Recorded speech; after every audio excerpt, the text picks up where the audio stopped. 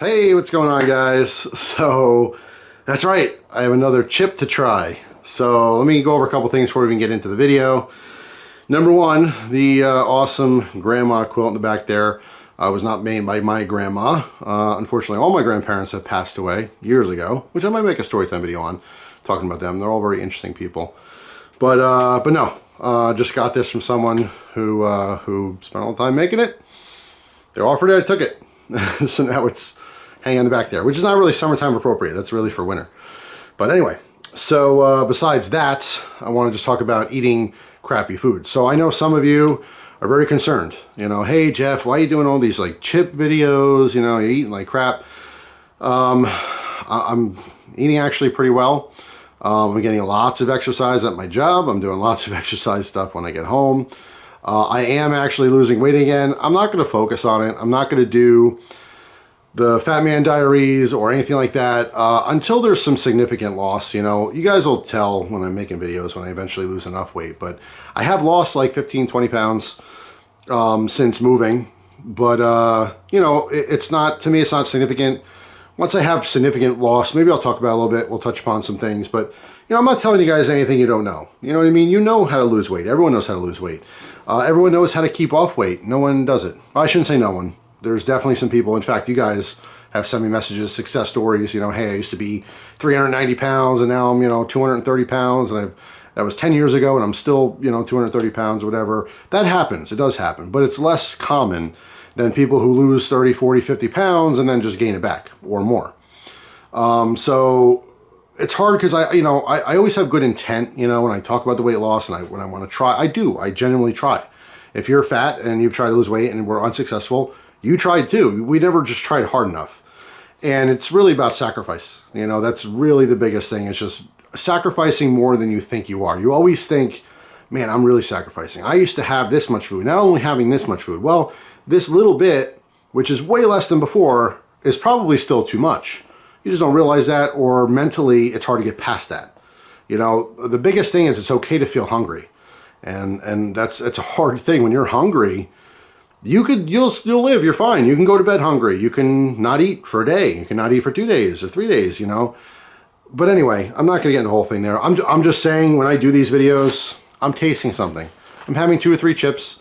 It's in my cabinet for a week or two. I have a wife, she shares it sometimes, you know, she'll snack on some occasionally. So it's not like I make this video, I show off the camera and I just fistfuls, just cramming it on my face, you know. It's not like that. Should I not eat this, eat healthier? Yeah, of course. But life is short. I'm not saying do what you want, but you know, I like to have experiences. So occasionally, and you guys know I don't post these every day. I happen to post 3 in the last, you know, month or so.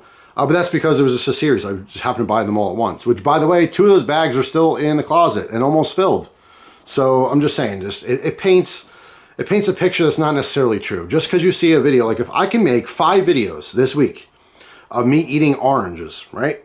Just eating oranges, talking about stuff. You would assume I eat oranges every day. And that might not be true. You know what I'm saying? So it's just one of those things. So anyway, for the few people out there who comment because you care about me, I genuinely appreciate it. Of course, I sometimes get defensive. That's natural. Because you're like, hey, don't be doing that. I'm like, hey, mind your business. But I know it's coming from a good place, and I really do appreciate it. So thank you. Really, thank you for that. Just understand this isn't the whole picture. You know, you're not seeing my entire day, everything I'm doing. Anyway, for the people who don't care about all that stuff, you're like, get on with it, Jeff. Today we have Lay's. I don't know if I've tried this before. Lay's deep dish pizza. Now, I don't know how you can make a flavored deep dish. It's not because it's thick, but what is a deep dish pizza? It's just a pizza like made in reverse, right? We have crust, we have cheese and toppings, and then sauce on top. Isn't that what makes a deep dish a deep dish? But it would taste the same as a regular pizza because it's the same ingredients. So the deep dish thing, I guess that's just a you know, marketing ploy. But is it going to taste like pizza? I don't know. Is it going to taste exactly like that slice of pizza compared to a different slice of pizza? I don't know. My best guess is going to be tomatoey, it's going to have herbs, and we'll see. We'll see if it has an actual pizza flavor or not. So it smells mostly of potato, but like you have like a plain Lay's flavor, scent in the air. But there's definitely a tomato scent in the air as well. So potatoes and tomatoes. Potatoes and tomatoes, right? So that's what they look like. And here we go. Let's try one. Looks like there's plenty of flavoring on it.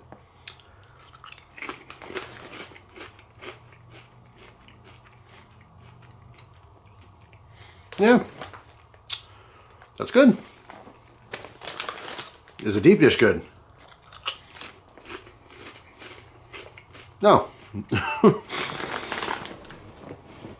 It's funny because I don't think like in a potato chip you can get the specific flavor of like, you know, Sicilian pie, or Sicilian pie obviously has more bread and stuff, so maybe you can make it more bready, but I don't know, that'd be very difficult.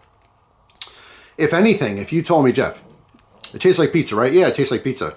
Has a little cheesy thing in the background, mostly tomato flavor, tomato sauce with a little bit of herbs, right? But if you had to pick what pizza it tastes like a wonderful Chicago deep dish pizza. No, I would tell you it tastes like frozen Elio's pizza. That's the flavor I'm getting, is cheap cheese, cheap sweet sauce, and you know, some herbs. That's about it. So,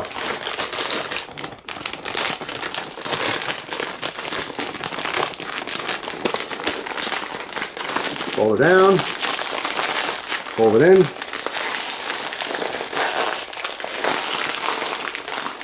I feel like I'm doing a balloon animal here. And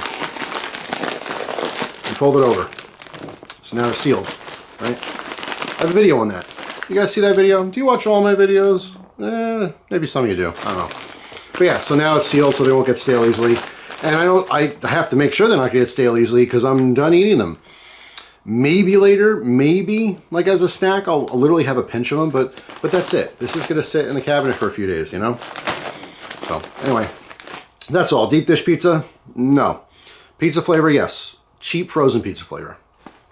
Sorry, Lay's. Not the best as far as the flavor stuff goes, but that is all for now. Actually, you know what I might do with these? I might crush some of these, and because I have some chicken there, chicken fillets, so I might crush them, do the egg wash thing, and use this instead of breadcrumbs. Get like a seasoned pizza kind of crust on a nice chicken fillet. And just serve it with a vegetable and I don't know what on the side, maybe some rice, something like that. But anyway, that's it. Thanks for watching. Hope you guys have a wonderful day. And I'll see you soon with another video. Take care.